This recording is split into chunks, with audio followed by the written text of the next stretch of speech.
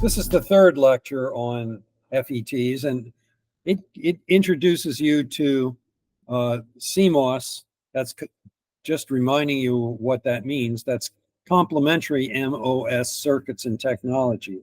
That means, as we talked about earlier, that both NMOS and PMOS devices are used in these circuits to switch things on and off.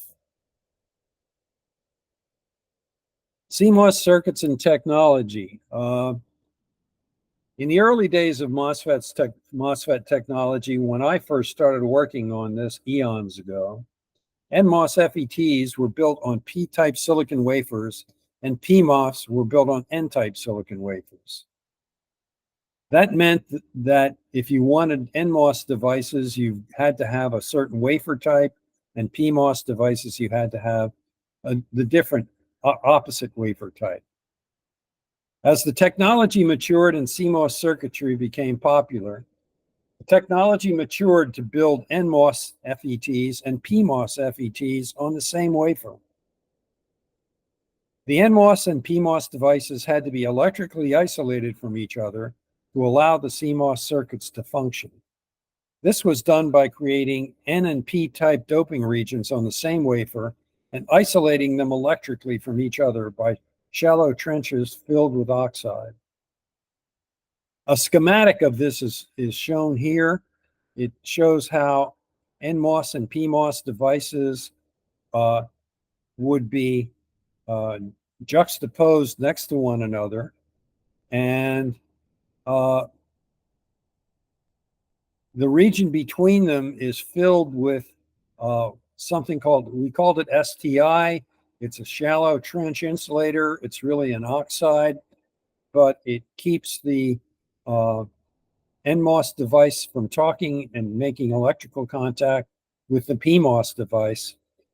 Those electrical connections are part of the circuitry that is in the metal levels, which are not shown here. But they would be used to make whatever connections are required between these devices on the wafer. As we mentioned earlier, a MOSFET acts as a switch. Both NMOSFETs and PMOSFETs serve the same function, although the voltages required are different for each. In CMOS devices, in CMOS circuits, both the NMOS and PMOS devices are used as switches at the same time. This reduces the power used in the switching operation. So this is a kind of go-to scenario for circuit designers to use this. And that's why the CMOS devices are so popular. As I mentioned earlier,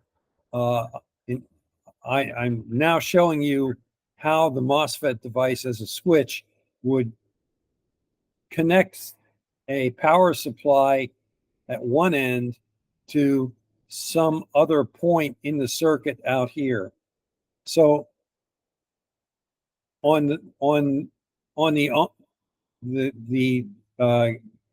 metal or the metal contact here is connected to something called the gate voltage, which turns the switch off or on.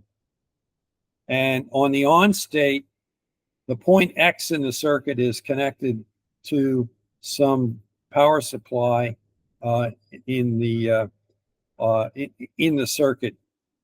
Here I've donated it as VD, standing as a drain voltage. The PMOS switch, the off state X is not connected to VD. It just kind of is floating, and the circuit would be inactive in that case.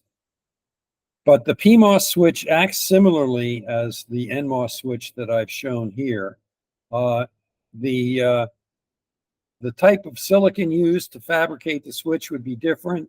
The signs of the voltages that are applied to the switch would be different, but the net effect electrically is to connect power supply voltages to some given point on the circuit. And this would happen. Many of these switches are cascaded together.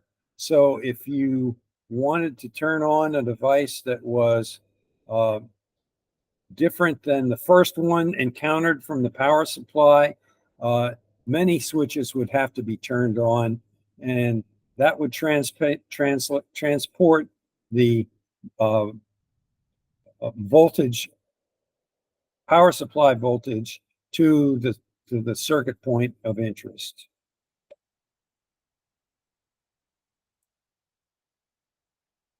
Flipping the switch.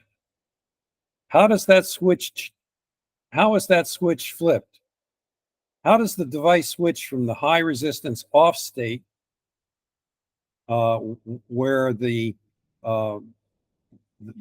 circuit point is off, to the low resistance on state? This occurs through the action of the gate voltage, as I said, in the underlying silicon in the MOSFET. We'll discuss how this happens in the following sections.